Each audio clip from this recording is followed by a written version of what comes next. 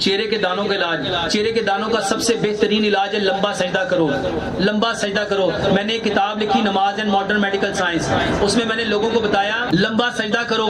جب آپ سجدہ کریں گے یہ آپ کا پیٹ آپ کی ران کے ساتھ نہیں لگنا چاہیے، آپ کے بازو کتے کی طرح زمین کے ساتھ چپکنے نہیں چاہیے، آپ کے بازو کی بغل کی سفیدی نظر آنی چاہیے، بازو سے بکری کا بچہ گزرنا چاہے تو آسانی سے گزر سکے۔ 7 ہڈیوں پہ سجدہ کرو، 2 گھٹنے ہیں، 2 پاؤں ہیں، 2 ہاتھ ہیں، 7ویں ہڈی یہ ہے۔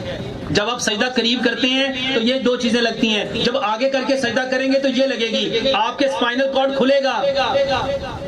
اپنی دونوں پاؤں کی ہڈیوں کو آپس میں ملاؤ، اپنی ہپ کو پورا اوپر اٹھاؤ، اپنے پاؤں کی انگلیوں کا جو پیٹ ہے اس کو زمین پہ رکھ کے دباؤ، پھر اس طرح سجدہ کرو اور 5 منٹ سجدہ کرو تاکہ سارا خون آپ کے چہرے کی طرف آئے۔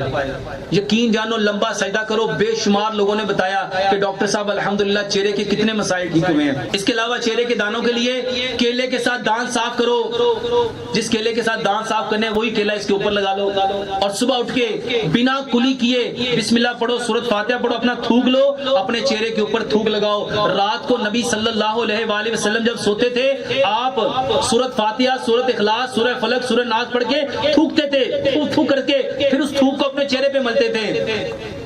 صبح اٹھ کے میرے محترم بھائیوں یہ تھوک لگاؤ۔